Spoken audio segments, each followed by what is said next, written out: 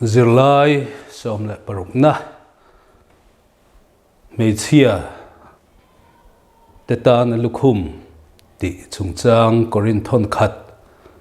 bung som pakhat chang khatatanga chang som le paruk hi buinia chong kan zirdo na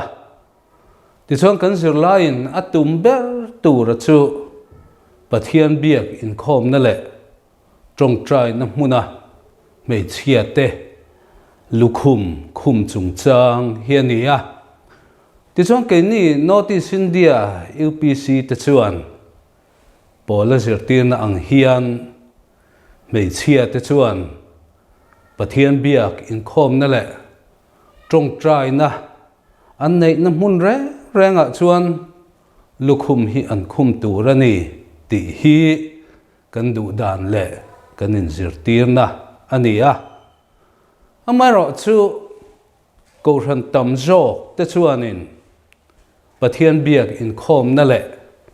trong trai na hian lukhum an khum lem lova ko ran dang chu soilo khovel mun then khata rin na kan u nau then khat te po hian biak ina le trong trai na an nei huna te hian khum lem lo te po hi an han ve tho boka hei hi a chan chu pola zirtir na kan hril fia dan le pom dan in an lo wang te po ani hian alang ani ai nga po chu ni sela lukhum mei chata na khum poimo na hi voinia kan zir tur ania wangin helai kan zirlai atang hian mei chata na lukhum apoimo na chu enge ni ti hi zir chua kan tumber tur chu ani ta ni bung som pakhat chang khata chuan min zirtu ni ro u keipo Krista zirtu kani ang bok hian atia chang khat thua hian tirko pola hian korin khuami te hi anun na zirtur oma piang te zirve turin angenin asom ti kan hmua tirko pola nuna zirtur oma te chu enge ni kan hanti chuanin milam biak na le in thoi na sa ei chungchanga te tirko pola chu fihli ma le thil chi sang sanga rin na kal konga en ton tlak ani na tam tak te aneya chu tiang ang anun en ton tlak zirve tur chuan korin khuami te hi asom ta ani ti chuanin achang ni na hian chu tianga asom na te afui na thu te tin azir tir na te an pom thina wanga tirko polan alom thu soina ani vele thunga chang ni thu hi ti chuan an ma ni hanti lom nan le an ma ni chau phur na ta na chang ni thua hian korin khuami te ko ran te hi tirko pola hian a han fak ma sate te ni te po hian alangani ti chuan chang thuma chuan amaro chu mipa to phot lu chu Krista ani mei chelu chu mipa ani Krista lu chu pathian ani ti in riat reng kadu a han tia helai thu a han soi na chan ne langa hi thu nei danin dot ngai poimo tir atum na ki ni in alanga mipa to phot lu chu Krista ni mei chelu chu mipa ani Krista lu chu pathian ani ti in riat kadu a han tia chu wang chuanin tir ko pola hian mihring in khai diat dan mihring kan in thla chhawn dan poimo na laia hi hrilfia adu ni in alanga mei chelu chu mipa ani mipa lu chu Krista ani a han ti ang chia hian hei hian tun thuthlung thar ko hrante po hi mi zir tir du thil poimo tak mai helai hian anei ni in ka hria a Krista taksa ko hrante kanin khai diat chhodana po hian member te kan oma ti chuan member te atangin local church kan le a local church atangin bial kan le a ti chuan bial atangin district chu tiang zelin general lam chu apoimo ta mai chu he ko ran in khai diat dana hian kan lu kan chung te hi tu atepo hian kan za turani tia hi helai chang hianin minron zir tir chua tum poimo tak pakhat chu ni in alangani ti chuan Krista lu po pathian ti lai taka hi helai chang thumaron soi hi Krista le pathian chu mission anga ngai turani lova Krista chu mihring tatlan tura pathian mihring a lo chang ani ti hi kan hriat chian apoimo em maya a pathian na chu a mihrin na aya a chung nun jok thu a soi na mai chawani ti hi kan hriat apoimo bokani Isu Krista kha mihring fam kim ania pathian fam kim ani bokani pola chuan kolosa bung ni changkwa chuan ama chuan pathian fam kin na tin reng chu tak sanein a si ati a ama a chuan a hanti lai takakha Isu Krista a chuan ati na ani chuwang chuan ama Isu Krista chuan pathian fam kim na tin reng chu taksanein a reng ani ti hian Isu pathian na hi aron soi chiang em ani ti te po kha min zir tir chua tum pakhat ni te po in alang bokani chang li na mipa lukhum khum chunga trong tra emo thusil emo apiangin an lu chu an timual phawani a han ti le a helai thu hi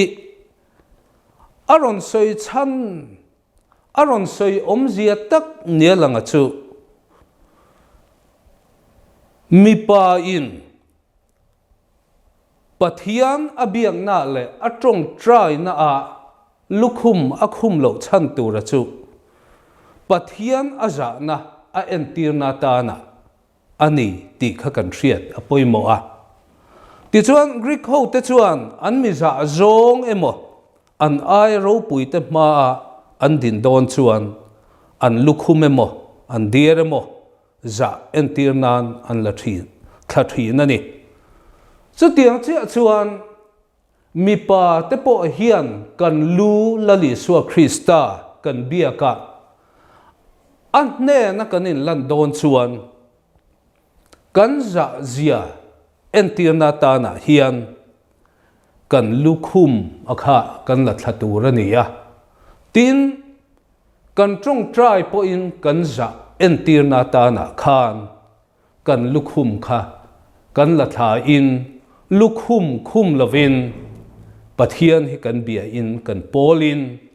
ama hian kan in lan turani ti hi kan hriat poimo hle ani chang nga na hianin amero chu mei chia lukhum khum lova tong tra yemo thu shile mo piang in an lu an timol phawani zia kon nen thumun reng ani si a ti hi kan mule a helai chang aron soi lan na chan le min zir tir tum ni alang pakhata chu korin khuami te khan tharau thiang hlim an han chan khan zalen taria vain hriat na an han neya abik takin mei chia te khan an zalen na kha an mang thiam lowa ti chuanin mi pa te ang buka lukhum khum lowa in khom na kal mai te trong trai na han nei ve mai te kha an ching tran ta ni in alanga chu mi chu tir ko pola chuan thalo ati e maya mei chia te mi pa ang buka lukhum khum lova pathian an bia in khom na inan kal kha thalo ati tak mewa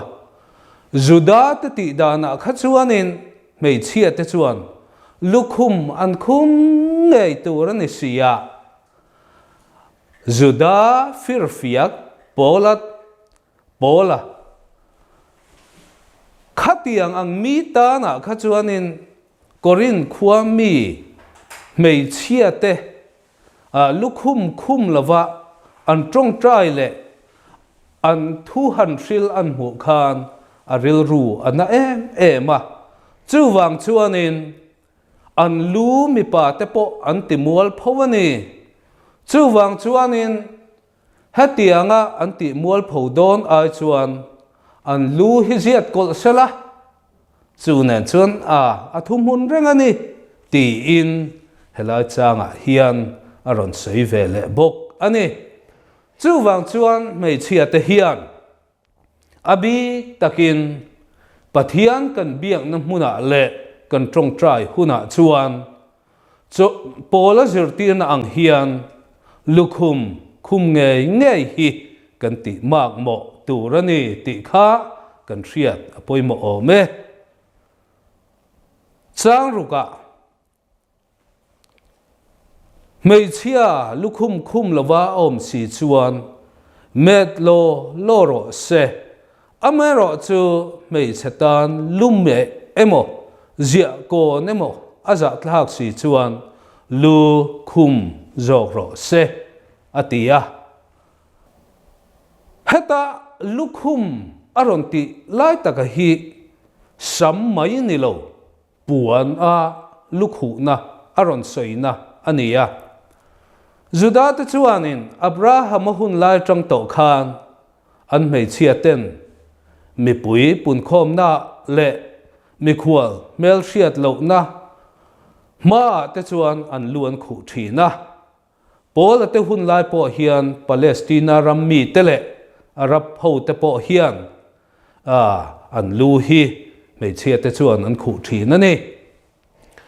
ti chuanin mei chia ina lukhum an khum chan poimo ta em mai pakhata chu hetianga an ti hian mi pa aya an nuai nun zong na entir na le an mei chia na hum him na le ven him na ta na ti an ni ti hi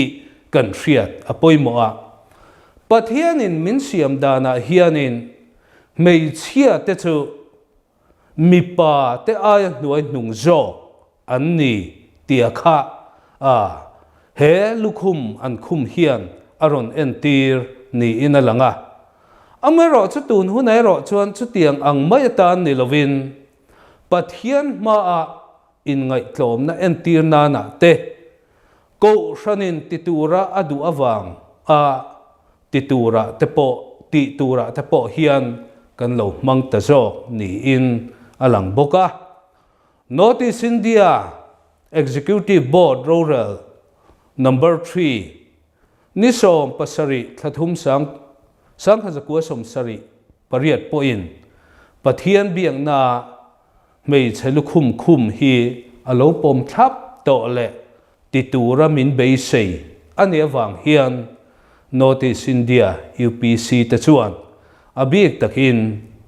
kanin khom na te kan trong trai na te pathian kan biang nang chi re chuan lukhum hi kan thla tham lovin kan ti nge turani ti kha i se thar le ang u mei chatan lume emo zia kon emo aza thak si chuan lukhum zog ro se ti hi ahan soitum om zia tak nia lang chu lukhum lo amoi lo zia ron soilan atum na ni in alanga ti chuan pola chuan ni china kan soitak ang khan mei chia lukhum lova a om chuan met lo ro se atia hati hun lai hian mei che lu zia kol chu lusun entirna emo mihur entirna emo an ngai thina ni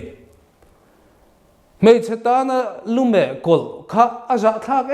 em maya lusun an ni chuan an me kol saka mihur an ni chuan an me kol saka chutiang ang ni si lova lume kol kha aza thak em mawangin tirko pola hian mi in lu akhum lova pathian abiaka pathian ne na atong trai chuan thil za thak top kho mei chetana chon lume kol luzia kol aza thak ang chi hian pathian biak buka tong trai na te in khom na te lukhum lo chu tiang ang chau mai mi hur lume kol sak ngai ang mai athil za thak ani ti in aron seilan na ani chang saria tanga chang kuwa a mipa zong pathian an puile ro puina ani awangin lukhum tur ani lo reng si a mei chia ero chu mipa ro puina ani pathian hianin mipa le mei chia hi mi siam dan phung hi anei ve hrim maya mipa chu pathianin le vai vutin siama pathian atanga chua annia mei chia ro chu mipa tanga siam ania mipa tan puitu tu ra siam ani ti in Genesis bung ni chang som le pariata chuan kan bua mipa le mei chia siam dan phung dik tak helaya hian aron sei lang ani heta kan han muang hianin mipa chu pathianin le vai vuta asiam ania mei chiero chu mipa tanga siam ani awangin pathianin mi hring te min duan dan mipa le mei chia hi asang lak in anglo takin min siam ani ti kha kan thiat tharatan apoimo bok hle ani chang sari na hianin he pathianin mipa le mei chia asiam danglam chan ahi uar taka aron soi chan aron soi na chan nialang hi chu korin khuwa ringtu mei chathen khat te khanin mipa te kha tluk ve rual le mipa zol pui mipa level anga in nga in khom na mipa te na lukhum an khum lo te an trong trai laya lukhum an khum lo thin ang chi te khatiang ang te po kha lo thi kin le enge mo an ni po in an khum lova ke ni mei chiai na kan han khumlo na bik tur omang le ti in mi pa tluk ve rual angai ngai na tekha an han nei ve awang khanin tirko pola hian mi pa le mei chia chu mi dang lam mi sang dei mi hring ni tura min siam dan phunga po adang lam te ani ti kha uar takina han soya chuwang chuan helaya hian mi pa aya mei chan noi nung na chungchang hiron soi langin mi pa te thil ti ang zong zong a kha mei chia te chuan an thik ve kher tur ani lova an zom in an ti ang khan ti ve kher tur ani lovani ti in aron soi ta ani ti chuan in bung som pakhat chang som atanga chang som pathuma hian chang som pakhat na nima sela lalpa chuan mei chia hi mi patel lovin a om thei lova mi pa po hi mei chalovin a om thei hek lo aron ti ani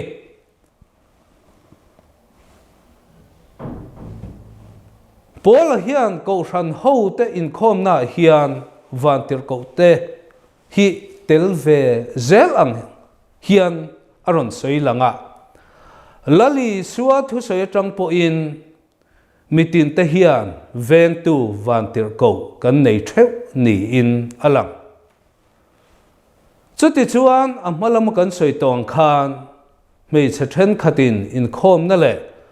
thu sil na lukhum khum kher atu lo an lo tia mi pa anga om ve chak an om ni in alanga chutiang ang mi te chuan mi pa te thun huai om chu hre viau po ni se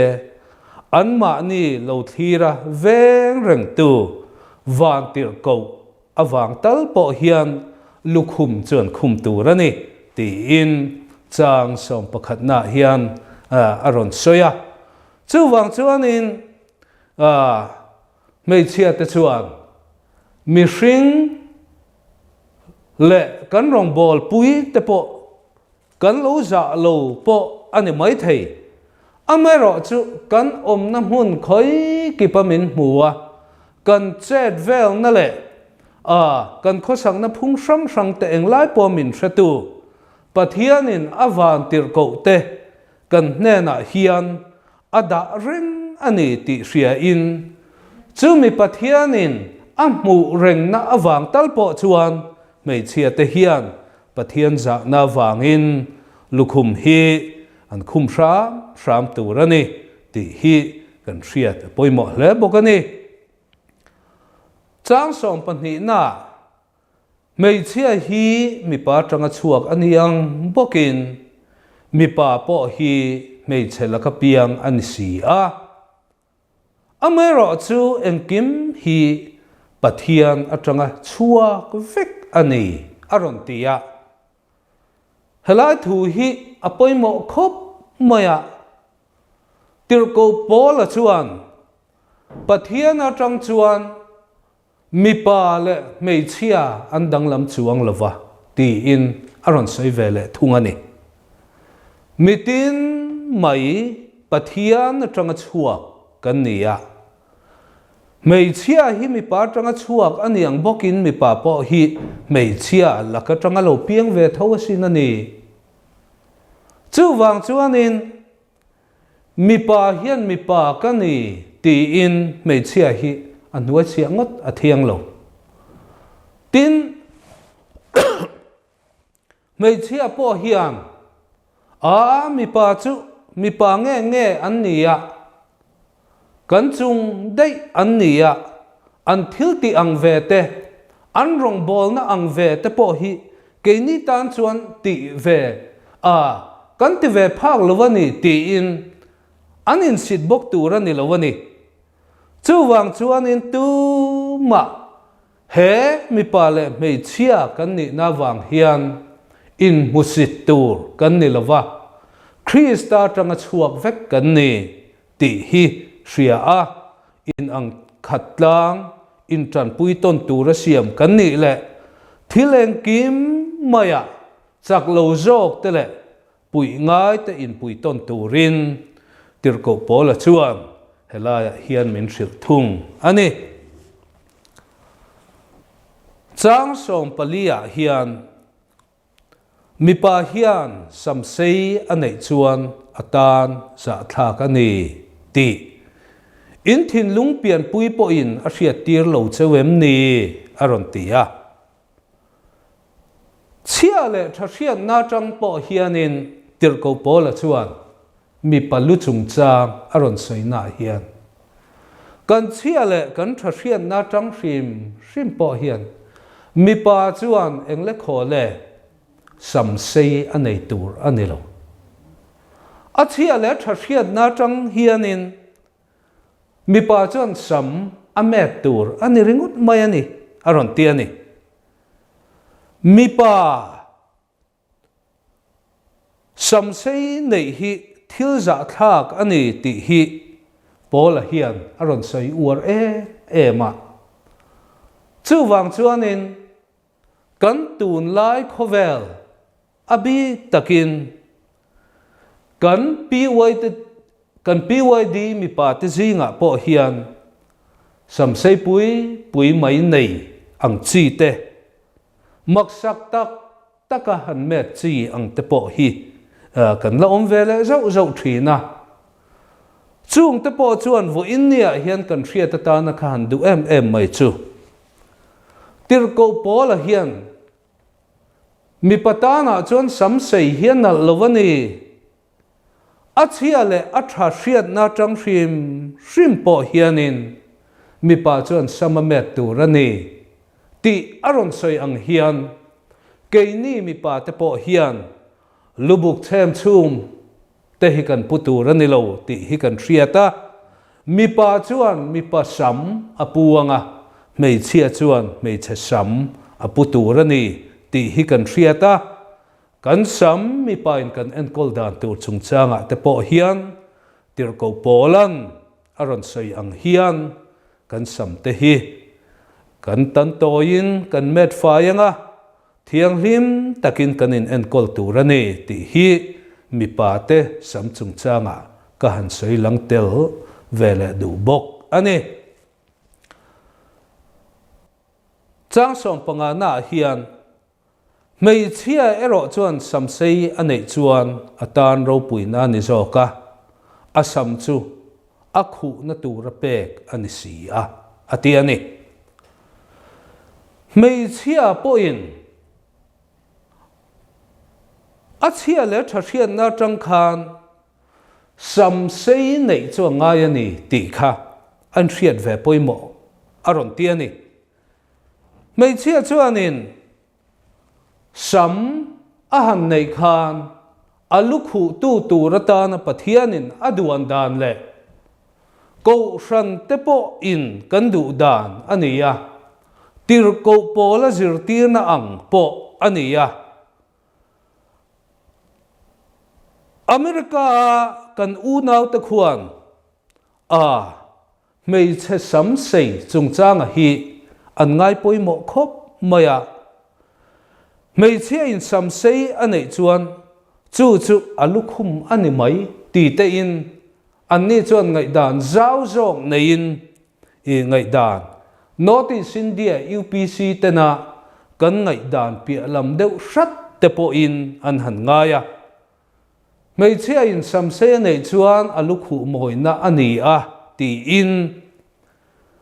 biak ina ain khom na po atong trai na po khanin lukhum kha khum san lem lo ma sela pathianin alukhu na turatana apek ania ti in an ngai ve thung ani chu eng la khole kan ngai dan hi UPC theu te po hi kanin ang lova amai ro chu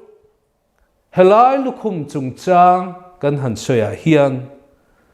voinia karil rule ka ngai tu na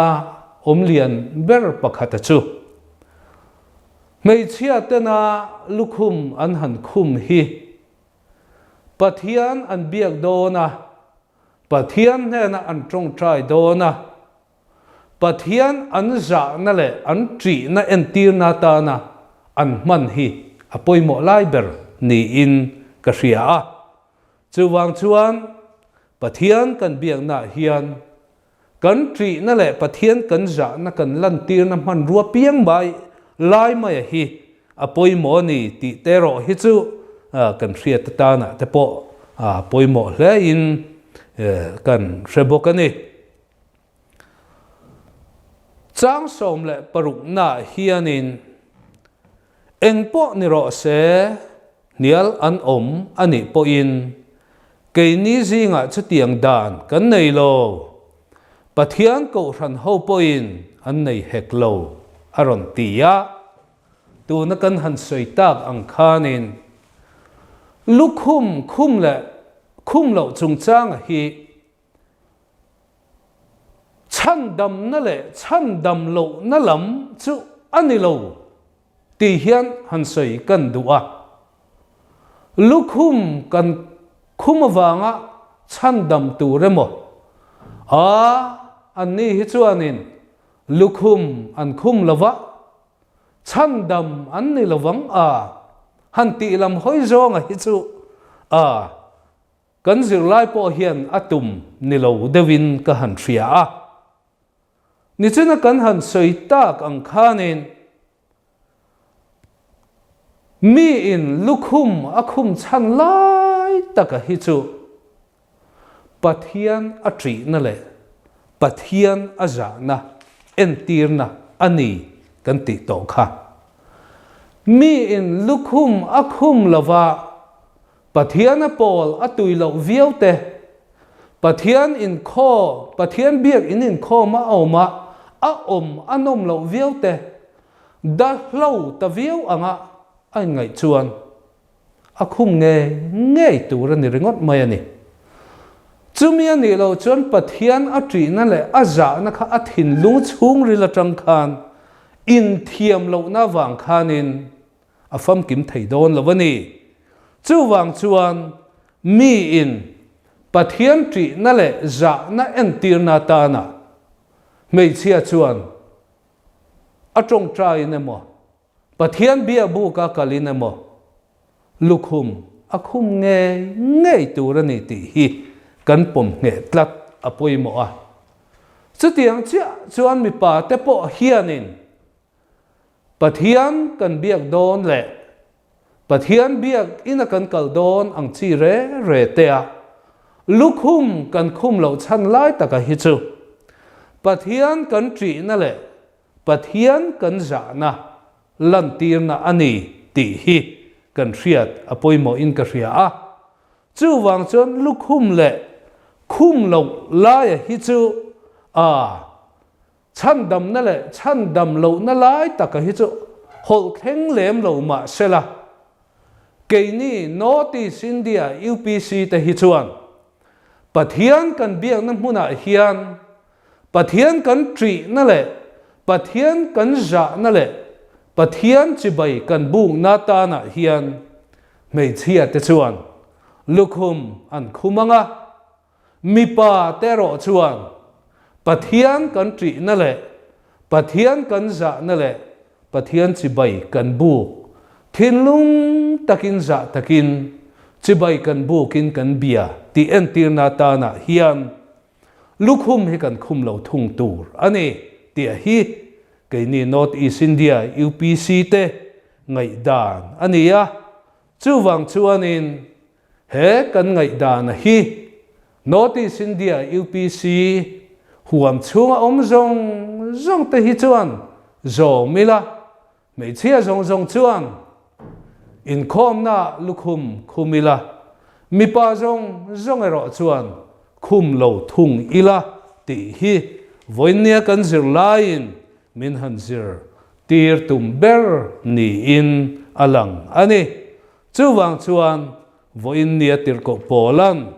korin khuami te hne na fui na thu lukhum chung changa mei chel lukhum chung changa han choi te hi kan Northeast India UPC